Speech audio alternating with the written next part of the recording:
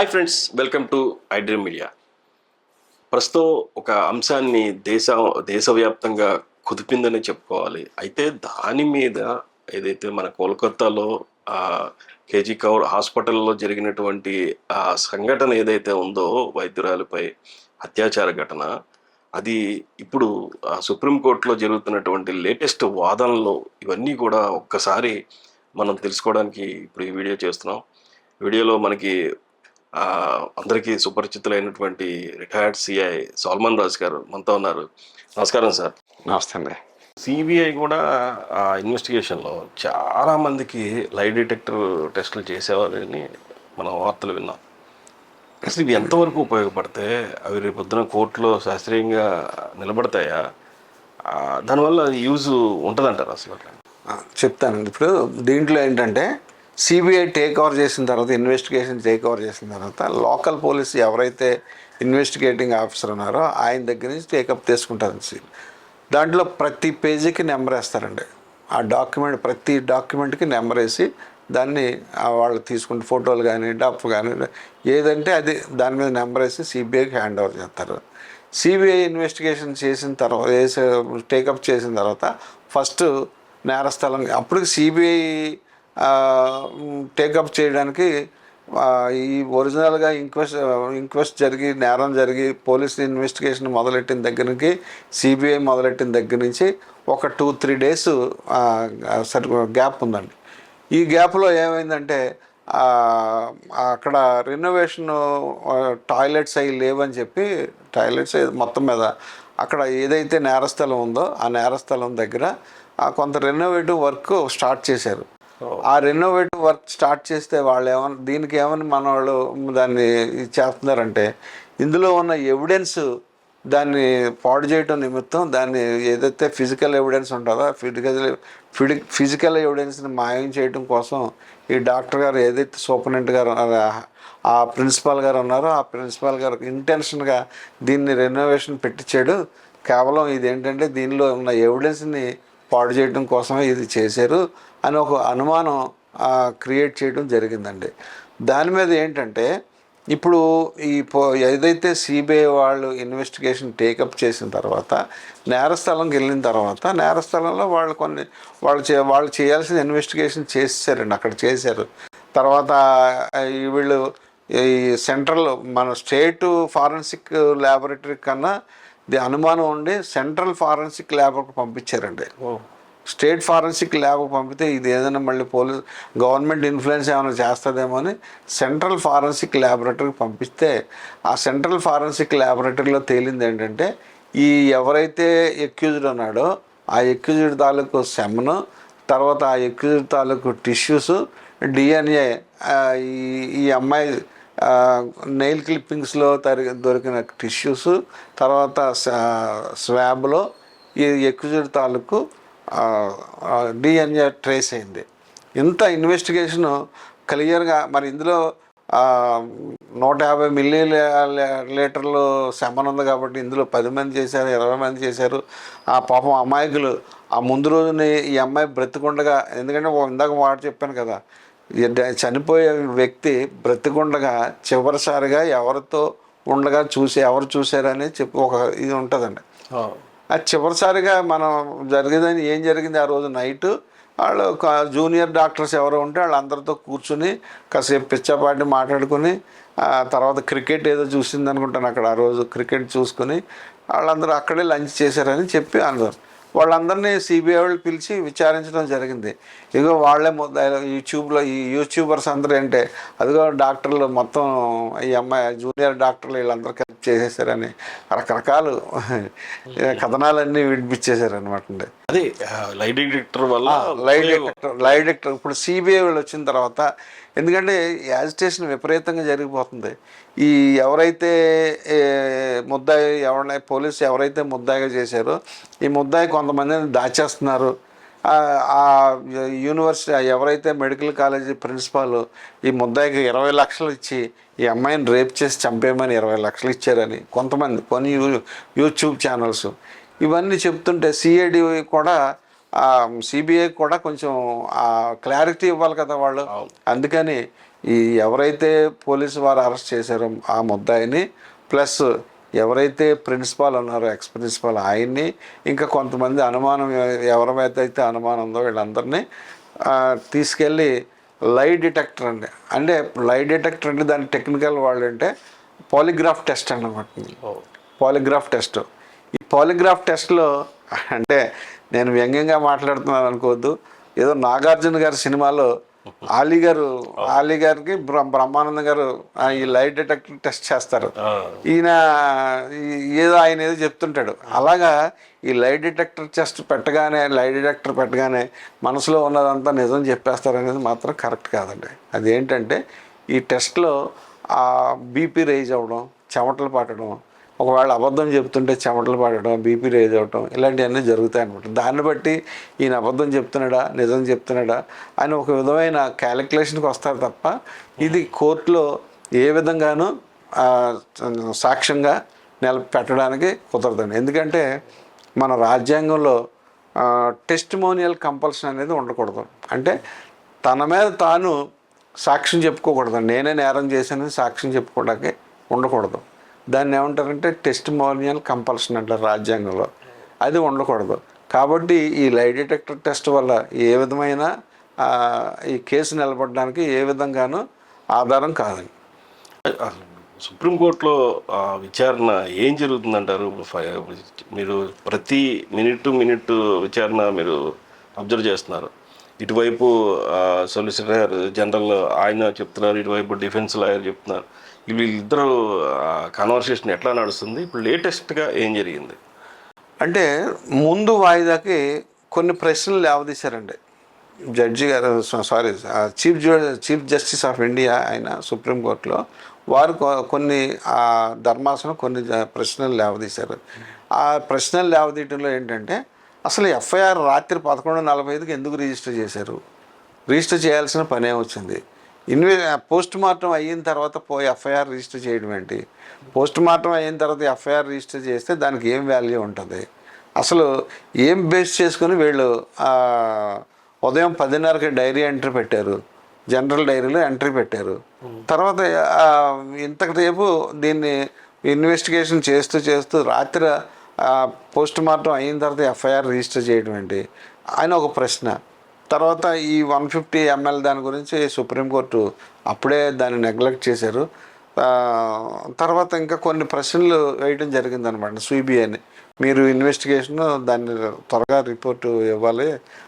ఎందుకంటే తర్వాత ఇంకొక విషయం ఏంటంటే టాస్క్ ఫోర్స్ని ఒకటి నియమించారండి సుప్రీంకోర్టు. ఎందుకంటే మెడికల్ ఈ పెద్ద హాస్పిటల్స్లో ఎవరైతే మెడికల్ స్టాఫ్ ఉంటారో మెడికేర్ స్టాఫ్ ఉంటారో అంటే డాక్టర్లు అవ్వచ్చు, నర్సులు అవ్వచ్చు, వీళ్ళందరికీ సరైన ప్రైవసీ లేదు. అక్కడే పడుకోవాలి, అక్కడే కూర్చోవాలి, వాళ్ళకి టాయిలెట్స్ లేవు, కనీసం 1 నిమిషం రిలాక్స్ అవ్వడానికి ఎక్కడ ప్లేసులు లేవు. ఇవన్నీ ఒక టాస్క్ ఫోర్స్ని నియమించి ఆ టాస్క్ ఫోర్స్ మొత్తం ఇండియా అంతా ఇటువంటి మెడికల్ కాలేజెస్ కానీ లేకపోతే పెద్ద హాస్పిటల్స్లో కానీ డాక్టర్స్కి కొన్ని ఫెసిలిటీస్ ఏ రకంగా మనం చూపించాలనే ఉద్దేశంతో దాన్ని ఒక ప్రపోజల్ పెట్టమని గవర్నమెంట్స్కి నియమించారనమాట. అంటే టాస్క్ ఫోర్స్ నియమించారు. అది లాస్ట్ దాంట్లో. తర్వాత ఈ రిపోర్ట్ సబ్మిట్ చేయమని దీంట్లో చేశారు. అయితే సిబిఐ వారు ఇవన్నీ చేశారు. ఏదైతే టాస్క్ ఫోర్స్ మెంబర్స్ ఉన్నారో వాళ్ళ కార్యక్రమం చేస్తున్నారు. అయితే నిన్న సుప్రీంకోర్టులో వాదనలు ట్రయల్ అని కొంతమంది అంటున్నారు. మరి సీనియర్ హైకోర్టు అడ్వకేట్స్ అంటున్నారు. మరి వాళ్ళు దాన్ని ట్రయల్ అనకూడదండి, ఎంక్వైరీ జరుగుతుంది. ఆ ఎంక్వైరీలో భాగంగా ఈ అడ్వకేట్ మన సొలిసిటర్ జనరల్ గారు ఉన్నారు కదా ఆ సుప్రీంకోర్టులో. అంటే మనకు జస్ట్ లైక్ లోకల్గా సెషన్ జడ్జిలో పీపీ గారు ఎలాగ ఉంటారో అక్కడ సొలిసిటర్ జనరల్ ఉంటారు. ఆ సొలిసిటర్ జనరల్ గారు వారు ఏం చేశారంటే కొన్ని అనుమానాలు వ్యక్తం చేశారండి అక్కడ. ఆ కొన్ని అనుమానాలు వ్యక్తం చేస్తూ తర్వాత వీళ్ళకి ఇండస్ట్రియల్ సెక్యూరిటీ ఫోర్స్ని వాళ్ళని ఇవ్వడం జరిగింది. అది సెంట్రల్ పారామిలిటరీ ఫోర్స్ అనమాట. ఈ హాస్పిటల్స్కి ఇక్కడున్న మన ఆర్జికర్ హాస్పిటల్కి దానికి సెక్యూరిటీగా పెట్టడం కోసం, వీళ్ళు ఇన్వెస్టిగేషన్కి అనుకూలంగా ఉండడం కోసం. తర్వాత యాజిటేషన్, విపరీతమైన యాజిటేషన్ జరుగుతుంది. ఆ యాజిటేషన్ గురించి జరుగుతుంది కాబట్టి దానిలో ప్రివెన్షన్ చేయడం కోసం వాళ్ళని తీసుకొస్తే వాళ్ళకి సరైన అకామిడేషన్ ఇవ్వలేదు, వాళ్ళకి ఫెసిలిటీస్ ఇవ్వలేదు, వాళ్ళకి వెహికల్స్ ఏమి అరేంజ్ చేయలేదు. ఇలాంటివన్నీ సుప్రీంకోర్టు కంప్లైంట్ చేయడం జరిగిందండి. సుప్రీంకోర్టు వారు ఏం చేశారంటే టైం పెట్టి ఈ టైంలో వాళ్ళకి ఈ ఫెసిలిటీస్ అన్నీ కల్పించండి, తర్వాత ఎవరో సీనియర్ ఆఫీసర్ని ఎవరినో ఇంట్రెస్ట్ చేయండి, ఇలా ఏదో డైరెక్షన్ ఇచ్చారు. తర్వాత ఏంటంటే ఇప్పుడు నిన్న అత్యంత ముఖ్యమైన విషయం ఏంటంటే ఈ టైము పోస్ట్ మార్టము ఒక అడ్వకేట్, ఇది సొలిసిటర్ జనరల్ దగ్గర నుంచి ఒకవైపు ఒక అడ్వకేట్ గారు ప్రశ్నించారు, అసలు 6 PM తర్వాత పోస్ట్ మార్టం అనేది చేయకూడదు, ఎందుకు చేశారు, పోస్ట్ మార్టం చేయాల్సిన పనే వచ్చింది, అసలు పోస్ట్ మార్టం ఎప్పుడు చేశారు, ఇవన్నీ ప్రశ్నలు లేవనెత్తారు. దాని మీద ఆ సుప్రీంకోర్టు సీజే గారు ఏం చేశారంటే వారు అసలు ఇది ఎప్పుడు ఇంక్వెస్ట్ ఎప్పుడు చేశారు, ఎప్పుడు చేసిన తర్వాత ఆ ఇంక్వెస్ట్ శవ పంచాయతీ అనమాట, శవ పంచాయతీ అయిన తర్వాత పోస్ట్ మార్టం డాక్టర్ గారికి పోస్ట్ మార్టం చేయమని, ఆటోప్సీ చేయమని పంపుతారు కదా, దాని తాలూకు ఓచర్ ఎక్కడ కనబట్టలేదు, ఆ ఓచర్ ఏదండి అని అడిగారు. ఓచర్ అంటే మా భాషలో అయితే, ఇక్కడ మేము వాడుక భాషలో అయితే body sent to post mortem examination అనే ఫామ్ ఉంటుంది అనమాట. Okay, body sent to post mortem examination. ఆ ఫామ్లో ఏముంటుందంటే ఎవరైతే డిసీజ్డ్ ఉన్నారో డిసీజ్డ్ తాలూకు డీటెయిల్స్ అన్నీ ఉంటాయి, తర్వాత మోల్స్ ఐడెంటిఫికేషన్ మార్క్స్ ఉంటాయి, తర్వాత ఇంజురీస్ ఉంటాయి, దాంట్లో ఏమేమి ఇంజురీస్ ఉన్నాయో ఆ ఇంజురీస్ నోట్ చేస్తాం, తర్వాత ఏదైతే ఆ డెడ్ బాడీతో ఏదైతే ఆర్టికల్స్ వెళ్తున్నాయో అవన్నీ నోట్ చేస్తాం, తర్వాత అవన్నీ నోట్ చేస్తాం, ఈ ఆర్నమెంట్స్ ఏమున్నాయో అవి కూడా నోట్ చేస్తాం. ఎప్పుడు ఇది ఎవరితో పంపిస్తున్నాం అంటే ఏ కానిస్టేబుల్తో ఆ కానిస్టేబుల్ డీటెయిల్స్ ఎవరితో పంపుతున్నాం, ఎన్ని గంటలకి డిస్పాచ్ చేసాం అనేది కూడా దాంట్లో ఉంటుంది, ఫుల్ డీటెయిల్స్ ఉంటాయి. దాని నిమిత్తం సుప్రీంకోర్టు సీజే గారు అసలు ఫామ్ ఏది, దీంట్లో బాడీ సెంట్ GFEM ఫారం అనేదని చెప్తే అక్కడ ఎవరో అది బహుశా అది ఫైల్లో పెట్టి ఉంటారండి, సరిగా మన వాళ్ళు కంగారులో చూసి ఉంటారు. ఇంకా విషయం ఏంటంటే కొన్ని కథనాలు వస్తున్నాయండి, ఎందుకంటే పోలీసులు ఇది డెడ్ బాడీ పోస్ట్ మార్టం అయిపోయింది, ఆటోప్సీ అయిపోయిన తర్వాత ఇమ్మీడియట్లీ దాన్ని దహనం చేయించేశారు, అవసరం లేకపోయినా సరే దహనం చేయించేశారు అని, కావాలని పోలీసులు ఇదంతా చేశారు అని ఒక అభియోగం చేస్తున్నారండి. దీంట్లో దాని గురించి సుప్రీంకోర్టు జడ్జి గారు సీజే గారు ఏమడిగారంటే అసలు ఈ డెడ్ బాడీని పేరెంట్స్కి ఇచ్చిన ఎకనాలజ్మెంట్ తీసుకున్నారండి, అంత మైన్యూట్గా వెళ్ళారనమాట. డెడ్ బాడీని కానిస్టేబుల్ ఎకనాలజ్మెంట్ తీసుకుంటాడండి, డెడ్ బాడీని హ్యాండ్ ఓవర్ చేసి పోస్ట్ మార్టం అయిన తర్వాత తల్లిదండ్రులకి హ్యాండ్ ఓవర్ చేసి డెడ్ బాడీ ఆ ఎకనాలజ్మెంట్ కూడా సుప్రీంకోర్టు జడ్జి గారు తీసుకున్నారండి. ఎందుకంటే ఇంత అలిగేషన్ వస్తుంది, ఈ అలిగేషన్ క్లియర్ చేయాలంటే ఖచ్చితంగా ఫెయిర్గా ఉండాలని చెప్పి ఆయన ప్రతిదీ టైం టు టైం. కాకపోతే ఏంటంటే ఇందులో జరిగింది మనకి ఏపీ స్టేట్లో అయితే మనం ఖచ్చితంగా సస్పీషియస్ డెత్ అని ఒక FIR ఇష్యూ చేయటం, దాని మీద ఇన్వెస్టిగేషన్ అంతా చేస్తాం, తర్వాత ఇన్వెస్టిగేషన్ అయిన తర్వాత పోస్ట్ మార్టం సర్టిఫికేటు లేదంటే సాక్షులు చెప్పిన దాన్ని బట్టి దాన్ని సెక్షన్ అనేది ఆల్టర్ చేసుకుంటాం, హత్యగా రేపు హత్య అని చెప్పి లేకపోతే సెక్షువల్ అసాల్ట్ హత్య అని చెప్పి సెక్షన్ ఆల్టర్ చేసుకుంటాం. కానీ మరి అక్కడ మరి వాళ్ళ అలవాటు ఏంటో మనకు తెలియదు, వాళ్ళ ప్రొసీజర్ ఏంటో మనకు తెలియదు, వాళ్ళు డైరీలో ఎంటర్ పెట్టి నెంబర్ అయితే ఇచ్చారు, 891 ఏదో నెంబర్ ఇచ్చారు, 891 నెంబర్ ఇచ్చారు, కానీ దానికి క్లారిటీగా సుప్రీంకోర్టుకి సరైన కన్వే చేయలేకపోతున్నారు. అది దానివల్ల ఏంటంటే కన్ఫ్యూజన్ మొదలైందండి. ఖచ్చితంగా ఎందుకంటే FIR ఇష్యూ చేయకోకుండా ఇన్వెస్టిగేషన్ స్టార్ట్ చేయరు.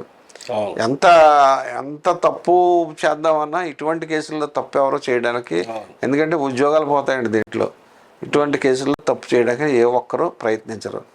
అయితే ఇంకొక విషయం ఏంటంటే ఒక ఐఏ ఫైల్ చేశారు. అంటే ఇంటీరియం డైరెక్షన్ కావాలని ఒక ఇంటీరియం అప్లికేషన్ ఫైల్ చేశారు. అది ఎందుకు ఫైల్ చేశారంటే ఈ మెడికోస్కి ఆల్రెడీ ఎవరైతే ఈ పారామెడికల్ వాళ్ళకి లేకపోతే మెడికల్కి డాక్టర్ మెడికేర్ సిబ్బందికి అందరికీ సుప్రీంకోర్టు గతంలోనే చెప్పారు, మీరు ఇలాగా ఇంతకాలం మీరు స్ట్రైక్ చేయడం కరెక్ట్ కాదు, ప్రజలు ఇబ్బంది పడిపోతుంటారు, దానివల్ల మీరు ఇమీడియట్లీ డ్యూటీలకు జాయిన్ అవ్వండి అని చెప్పారు.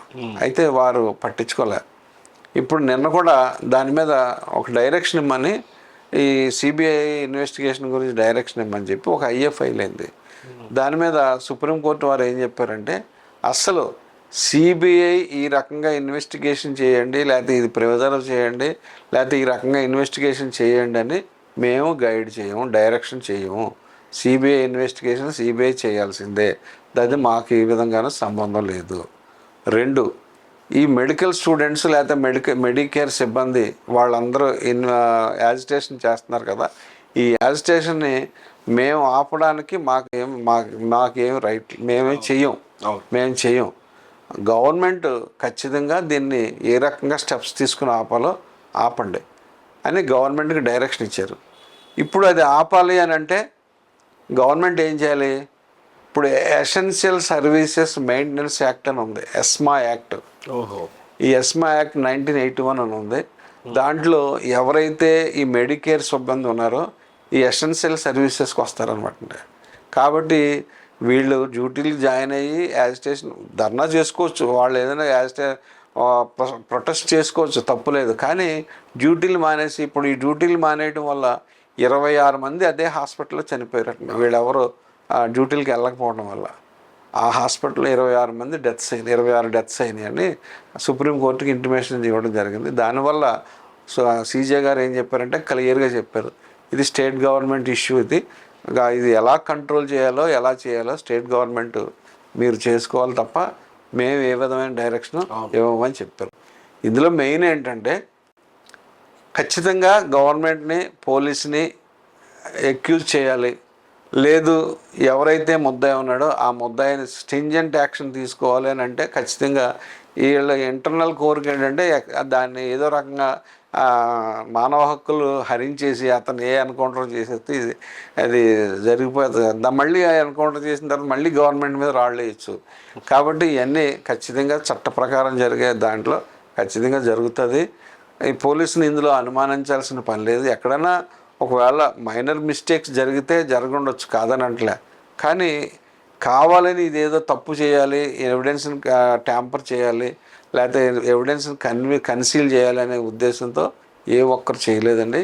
ఇది ఖచ్చితంగా ఇవాళ కాకపోయినా రేపైనా సుప్రీంకోర్టు విచారణలో వాళ్ళు ఫైండింగ్స్ ఇస్తారు. ఇది ఖచ్చితంగా ఆ ఒక్క వ్యక్తే చేశాడు అని నేను నమ్ముతున్నాను, సిబిఐ కూడా నమ్మింది. ఇప్పుడు ఎంత చేశారు, హైకోర్టు ఏం చేసింది, పేరెంట్స్ చేసిన పిటిషన్ మీద హైకోర్టుని సిబిఐని ఇన్వెస్టిగేషన్ చేయమంది. సిబిఐ ఇన్వెస్టిగేషన్ ఏం చేసింది, ఇందులో చేయడం మానేసి ఎవరైతే ఈ డాక్టర్ ఎవరు ఎక్స్ ప్రిన్సిపాల్ ఉన్నారో ఫైనాన్షియల్ ఫ్రాడ్స్ ఉన్నాయి కాబట్టి ఇతను ఫైనాన్షియల్ ఫ్రాడ్స్ మీద అతన్ని అరెస్ట్ చేయడం జరిగింది. దీంట్లో ఎంతవరకు ప్రోగ్రెస్ ఇవ్వాలనేది చూపించాలి. అది చూపించడం మానేసి దీని ఫైనాన్షియల్ ఫ్రాడ్ మీద వీళ్ళు ఇన్వెస్టిగేషన్కి వెళ్ళారు. కాబట్టి ఇది ఖచ్చితంగా ఏ ఒక్కరూ దీన్ని హర్షించదగ్గ విషయం కాదు. 78 సంవత్సరాలు స్వాతంత్రం వచ్చిన తర్వాత మళ్ళీ కూడా మనం చూస్తున్నామంటే అది మన దురదృష్టం. తర్వాత ఇంకొక విషయం ఏంటంటే స్టాటిస్టికల్స్గా చూస్తే రేపులు పెరిగిపోతున్నాయి, ఇండియాలో రేపులు పెరిగిపోతున్నాయి, ఆంధ్రప్రదేశ్లో రేపులు పెరిగిపోతున్నాయని చెప్పి అంటున్నారు. ఇది కాదండి. ఎందుకంటే ఒరిజినల్గా రేప్ అనేది ఏంటంటే ఖచ్చితంగా ఆ రేప్ అనేది ఎందుకు చేస్తారంటే ఏదైనా కక్ష ఉంటే, ఒక వ్యక్తి మీద కక్ష ఉంటే రేప్ జరుగుతుంది, సెక్షువల్ అసాల్ట్ జరుగుతాయి. లేదు వ్యామోహం బాగా ఎక్కిపోతే సెక్షువల్ అసాల్ట్ జరుగుద్ది. కానీ ఇది గతంలో మేము ట్రైనింగ్ అయినప్పుడు చెప్పేవి అనమాట. అప్పుడు ఏంటంటే ఏ స్త్రీ కూడా తన శీలం మీద మచ్చ వేసుకోదు, కావాలని అబద్ధాలు చెప్పదు అనే ఉద్దేశంతో అప్పుడు ట్రయల్ విచారణ కూడా కోర్టులు నమ్మేయండి. అప్పుడు నమ్మేయి. ఇప్పుడు ఏంటంటే ఈ ట్రయల్స్, ఈ రకరకాల చట్టాలు వచ్చేసినాయి మనకి. ఖచ్చితంగా మరి ఇటువంటి రేప్ కేసుల్లో దీన్ని సెక్షువల్ అసాల్ట్ అనాలి, రేప్ అనకూడదు. మళ్ళీ కొత్త చట్టంలో రేప్ అని పెట్టేశారు.